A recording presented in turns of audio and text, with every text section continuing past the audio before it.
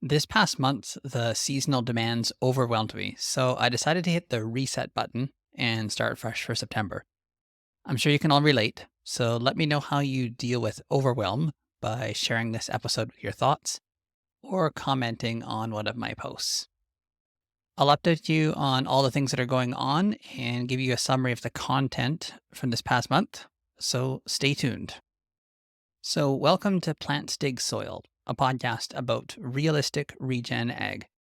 I'm your host, Scott Gillespie, and I'm an agronomist from the Western Canadian Prairies, specializing in climate smart agriculture.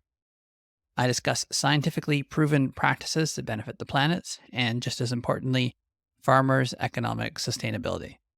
Be sure to visit my website, www.plantsdigsoil.com, for resources and information about the services that I offer. Now, what's interesting is that when I uploaded a YouTube short explaining my situation, I received the highest number of views ever for one of my videos. Now, maybe it was just the topic, or maybe I should explore the short form content. So I'm going to try something new on Monday, so look out for that. The only new content this month was my regenerative agriculture news episode. In it, I covered transformational agronomy, along with many other articles from the past month. I'll give you a summary of it a little later on in the episode. You can also read, listen, or watch it on my website by going to the link in the description. And now for a few other updates. I didn't secure the position for the CCA board this time. However, I'm pleased with the person who did, as we've met at many industry events. So I'll try again in 3 years. The issue of news blocking continues. It truly underscores the need to be cautious about giving too much power to large companies.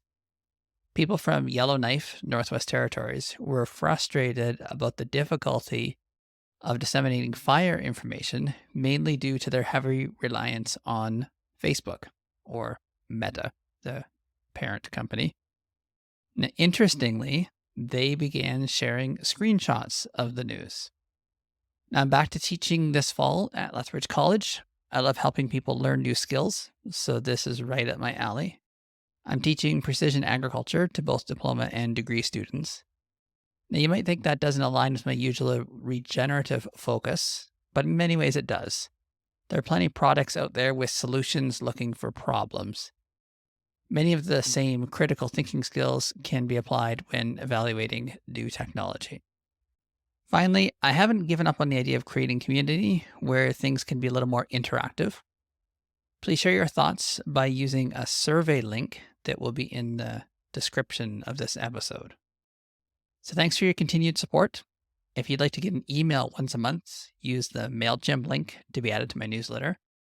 If you're on LinkedIn and want a notification when I publish my newsletter, follow the link in the description of this episode.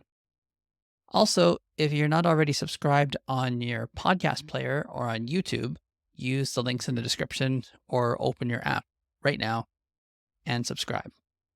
So let's get into the content summary portion of this episode.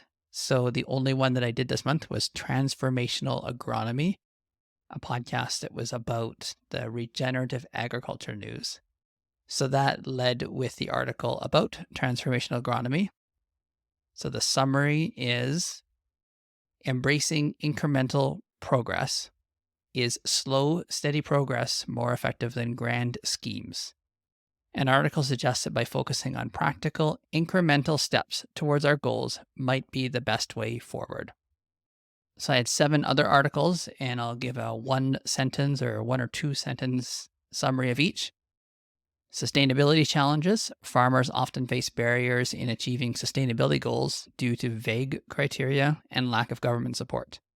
Collaboration between government, industry, and farmers is essential for success. Practical agronomy. Farmer Rob Van Roosel's approach to maintaining healthy potato fields through extended crop rotations illustrates the power of slow, methodical progress. Grasslands conversion. Protecting grasslands can help mitigate carbon emissions and recognize the value of natural spaces. Fence line benefits. Leaving buffer zones between roads and fields can absorb excess nutrients, support pollinators, and benefit the environment. Mycorrhizal fungi. While mycorrhizal fungi offer many benefits, commercial inoculants might hurt yield. And yeah, you heard that right. They might hurt your yield. Caution and testing are advised. Soil carbon measurement.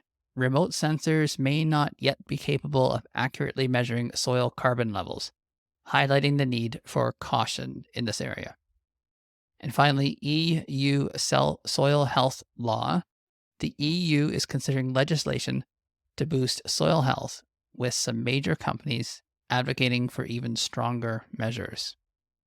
So for the final portion of this newsletter update, I want to highlight some services of mine. There is the SCAP program, which is Sustainable Canadian Agricultural Partnership. There's many things that are covered, but the highlights are new technology, farm security, grain handling, buying new or upgrading existing center pivots, installing drip irrigation, digging a well, developing water supplies for crops or livestock, and decommissioning old wells, developing a food safety plan or upgrading existing ones, developing new products or markets, fencing in riparian areas or adding fencing, both perimeter and internal, increasing legumes or establishing native or tame forages, adding in shelter belts, eco-buffers, and pollinator strips, intercropping annuals for grain harvest, cocktail cover crops for green manure or forage, and establishing or enhancing wetlands. And now the important thing is that my fees can usually be included in the funding. So check the links in the description for a YouTube explainer video and the program details. And I want to highlight my online course, Profitable from the Start, Cover Crops for the Prairies. This is a review from a student that took it, Kelsey Wolschuk. The title is straightforward and self-explanatory of what the course is about. The title is what caught my attention and made me want to learn how and why cover crops are profitable in the long and short term. The text, slides, speaking, and information were all well thought out and easy to understand. It was nice to have the course split up into 5 modules to explain cover crops, how to manage seed cover crops, and their importance for the soil, and can increase profits. I appreciate that there are documents for us to use to create our own cover crop plans, and then it got broken up to explain short, medium, and long-term plans. I do wish there were a few examples with different mixes and varieties and species of cover crops and cash crops that could be interseeded or relay seeded together. It'd be nice to have a chart outlining what cover crops are suited for certain environmental soil conditions and to match up with cash crops. Otherwise, I think the course was very well done, and I've gained knowledge and skills on the benefits of cash crops and how to implement them in farm practices. So I included even the critical points in there, and I am planning to update the course to add in what was mentioned in there, a little more on the mixes or what can work in different situations. So right now, the link is in the description. You can check out the course anytime.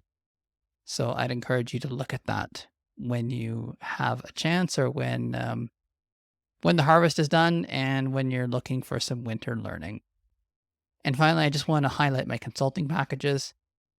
My pricing reflects the independent structure of the business. You pay for the advice, and that's it. I don't sell any products. I'll recommend them where I see the fit, but I don't make any money from your use of anything that I recommend. So we can work remotely or in person or a combination of the two.